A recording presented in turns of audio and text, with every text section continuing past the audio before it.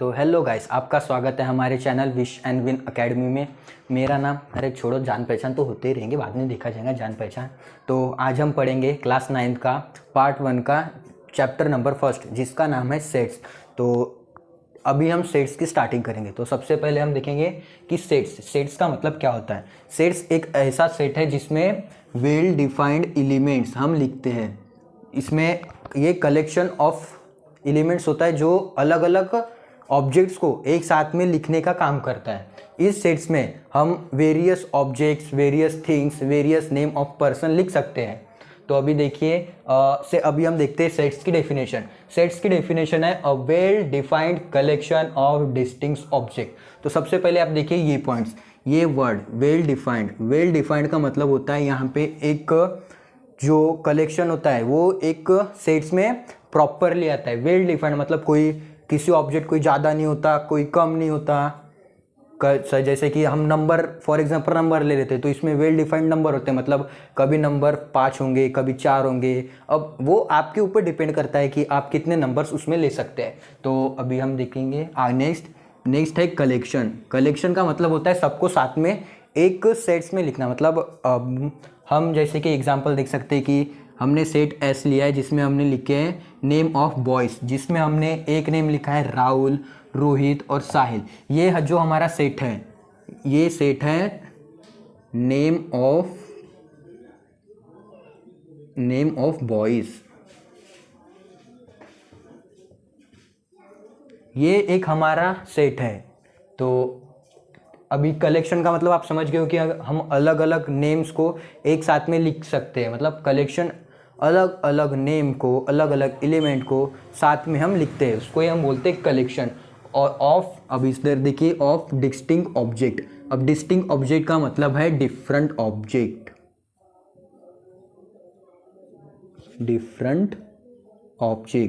यहाँ पे ऑब्जेक्ट भी लिख सकते हो, किसी पर्सन का नेम भी लिख सकते हो,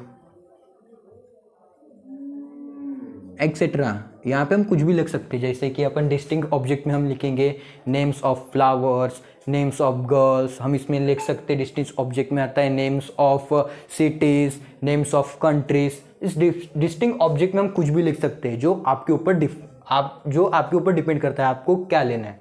तो मेरी आशा है कि आपको ये सेट्स की डेफिनेशन समझ में आई होंगी। तो अभी हम देखेंगे सेट्स को लिखने के टाइप्स। तो सेट्स को अपन 2 मेथड से लिखते हैं। फर्स्ट मेथड होती है लिस्टिंग मेथड, जिसका दूसरा नाम होता है रोस्टर मेथड। और सेकंड मेथड होती है रूल मेथड, और रूल मेथड का ही दूसरा नाम है सेट बिल्डर मेथड। तो अभी हम देखते हैं लिस्टिंग मेथड।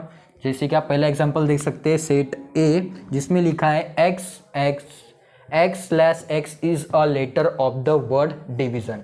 अभी इसका मतलब है कि x एक सेट है जो उसमें x एलिमेंट है, जो इसमें लेटर्स है डिवीज़न के। मतलब डिवीज़न के हम लेटर सेपरेट लिखते हैं। जो अभी आप इतनी लंबी इंग्लिश देख रहे हैं जो अंग्रेजी बुक्स में लिखी गई है, इसका मतलब ये अपन को ये आता है लिस्टिंग मेथड में। लिस्टिंग मेथड में हम इंग्लिश में लिखते हैं, मतलब पूरा सेंटेंस बना के लिखना पड़ता है हमको। जैसे कि आप ये देख रहे हैं कि इतना बड़ा इंग्लिश जो लिखा है, ये पता नहीं किसने लिखा है, जिसने भी लिखा हो।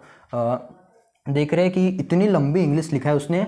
इस इंग्लिश को उसने इस इंग्लिश जो उसने सेट में नाम लिखा है इतनी बड़ी इंग्लिश में, उसको उसने मेथड को नाम दिया है लिस्टनिंग मेथड। और अब जो हम देखेंगे रूल मेथड, यही इस डिस्टिंक्ट मेथड को शॉर्ट फॉर्म में लिखा गया है। तो अभी हम देखेंगे रूल मेथड में आप देख रहे हैं एग्जाम्पल नंबर 1 जिसमें लिखा है DIVSON। तो अभी देखिए इधर लिखा था हमारा फुल इंग्लिश में, इसमें लिखा था is a letter of the word division. इसमें हम देखिए लिस्टिंग मेथड में यहाँ पे लिखा है is a letter of the word division. इसमें एक डिवीज़न वर्ड है, इसके हमको रूल मेथड में अलग अलग सेपरेट इनकी वर्ड्स लिखने हैं। तो लेटर लिखना है। देखिए इसमें अभी पूरा आ गया, डी भी आ गया,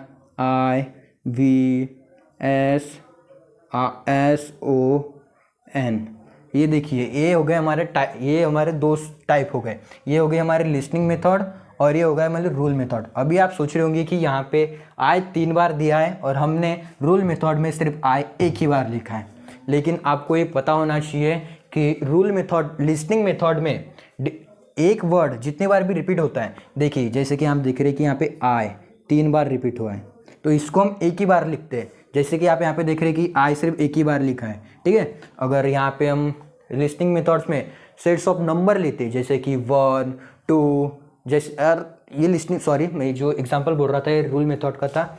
हम एक नंबर लेते हैं 1233, ये हमारा एग्जाम्पल हो गया लिस्टिंग मेथड का, जिसमें एक एग्जाम्पल हो गया, अपन एक सेट्स का नाम ले लेते हैं एक्स, फिर इसमें आएगा y/y इज अ नंबर 1033। तो देखिए ये जो अभी हमने लिखे y/y इज अ नंबर 1033, ये है हमारा लिस्टिंग मेथड। अगर इसको हमको रूल मेथड में लिखना है तो हम ज़्यादा कुछ नहीं करेंगे, सिर्फ यहाँ पे नाम देंगे।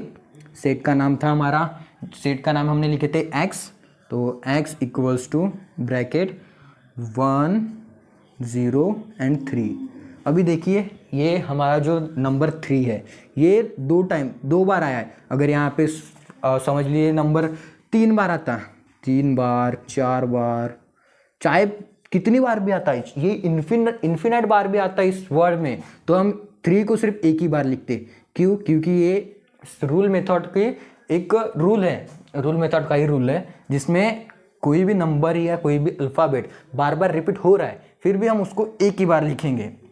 तो इसमें देखिए हमने आई को एक बार लिखा है और हमारा जो नंबर था 3 उसको हमने सिर्फ एक ही बार लिखा है, ठीक है। तो अभी हम देखेंगे दूसरा एग्जाम्पल। तो अभी दूसरा एग्जाम्पल देखिए, हमारा दूसरा एग्जाम्पल दिया है z is a multiple of 5 and is less than 30। तो इस लिस्टिंग मेथड में दूसरा एग्जाम्पल दिया है is a number of 5, sorry is a multiple of 5 and it is less than 30। इसमें बोला है कि एक हमको लिखना है इसमें मल्टीपल्स ऑफ 5, जिसमें 5 के मल्टीपल जो ऐसे नंबर जिसको 5 से मल्टीप्लाई जाता है, और दूसरी कंडीशन ये दिया है कि लेस देन 30, हमको मल्टीपल लिखना है 5 के लेकिन 30 से नीचे वाले। तो इधर देखिए हमने मल्टीपल लिखा है 5 के। मल्टीपल को आप एक टाइप से याद रख सकते हो कि उसका टेबल ही याद कर लो, 5 का टेबल। 5 में जितने भी नंबर्स आते हैं जैसे कि 5 10 15 20 25 30 35 40 45 एक्सेट्रा एक्सेट्रा, ये सभी हमारे मल्टीपल्स ऑफ 5 है। फॉर एग्जांपल आप एक नंबर ले लीजिए 500 भी हमारा मल्टीपल ऑफ 100 है, लेकिन हमको इसमें कंडीशन बोली गई है जो है लेस देन 30। तो इसलिए हमने इधर सेट का नाम लिखा C, और हमने सेट के जैसे कि इसमें बोला था मल्टीपल्स ऑफ 5, तो हमने यहाँ पे मल्टीपल्स ऑफ 5 लिख दिए, जैसे कि 5 10 15 20 25। अब आपको लग रहा होगा कि हमने 25 तक ही क्यों लिखे, तो देखिए यहाँ पे लिखा है लेस देन 30, सेकंड कंडीशन में दिया था लेस देन 30, तो हमने यहाँ पे सिर्फ 30 से नीचे तक ही लिखा है, मतलब 30 से छोटे। अब हम यहाँ पे 35 के ऊपर नहीं लिख सकते क्योंकि उसने लेस देन 30 बोला है, ठीक है। तो मेरी आशा है कि आपको इतना समझ में आया होगा। अभी हम देखेंगे टाइप्स ऑफ सेट्स की, सेट्स के कितने टाइप्स होते हैं, कौन कौन से टाइप्स होते हैं, उन टाइप्स को नाम क्या दिया जाता है, उनको किस वैल्यू से डिनोट किया जाता है। तो अभी हम आगे वो देखेंगे। पहले हमने पढ़े sets and 2 methods of writing sets, जिसमें हमने पहले मेथड देखी लिस्टिंग मेथड और दूसरी मेथड देखी रूल मेथड। तो उम्मीद है आपको वो दोनों मेथड और सेट्स समझ में आऊँगा। तो अभी हम देखेंगे टाइप्स ऑफ सेट्स। सेट्स के कितने टाइप होते हैं, तो बेसिकली सेट्स के 4 टाइप्स होते हैं, जिसमें पहला आता है सिंपलटन सेट, दूसरा एम्प्टी सेट, एम्प्टी सेट का दूसरा नेम होता है नल सेट, और नल सेट आप एम्प्टी सेट के बाद आता है थर्ड नंबर पे फाइनाइट सेट, और फोर्थ नंबर पे आता है इनफाइनाइट सेट। तो सबसे पहले हम देखेंगे सिंगलटन सेट। सिंगलटन सेट की डेफिनेशन ऐसी है, अ सेट कंटेनिंग ओनली 1 एलिमेंट, जिसमें हम एक सेट देखेंगे जिसमें हम सेट लेते हैं, सेट का नेम A, इसमें एलिमेंट्स आएंगे सिर्फ एक, जिसमें अब देखिए यहाँ पे क्या बोला है, अ सेट कंटेनिंग ओनली 1 एलिमेंट। ये सेट है जिसमें सिर्फ एक ही एलिमेंट होगा, और अभी आप देख सकते हैं कि हमने जो सेट लिखे है इसमें भी सिर्फ एक ही एलिमेंट है, जैसे कि फॉर एग्जाम्पल नंबर 2। अब हम एग्जाम्पल नंबर दूसरा देखते हैं, ये एग्जाम्पल नंबर 1 हो गया। और यहाँ पे आ जाएगा हमारा एग्जांपल नंबर 2, जिसमें हम सेट का नेम लिखेंगे बी, और हम यहाँ पे लिखेंगे नेम ऑफ पर्सन, और हम नेम ऑफ पर्सन में लिखेंगे एक राहुल का नेम, जिसमें भी आप देखेंगे कि इस सेट में सिर्फ हमने एक ही नाम लिखा है जो है राहुल। तो अभी समझ में आऊँगा आपकी आपको सिंगलटन सेट का मतलब होता है जिस सेट में सिर्फ एक ही एलिमेंट होता है। तो अभी हम दूसरा सेट देखेंगे एम्प्टी सेट में हम सेट का नेम ले लेते हैं वाई, जिसमें हम बना लेंगे सेट और इसके अंदर 0 नंबर्स ऑफ एलिमेंट होता है। तो एम्प्टी सेट की आप डेफिनेशन भी देख सकते हैं, a set containing no elements. इसका ये मतलब होता है इस सेट में 0 नंबर्स ऑफ एलिमेंट होंगे या इसमें कुछ भी नहीं है, इसमें हम कुछ भी नहीं होगा। यहाँ पे एक छोटा सा डॉट भी हम नहीं लिख सकते। जिस सेट में एक भी एलिमेंट्स नहीं आते उस सेट्स को हम बोलते हैं एम्प्टी सेट या नल सेट। हम नल सेट को डिनोट करते हैं फाई से।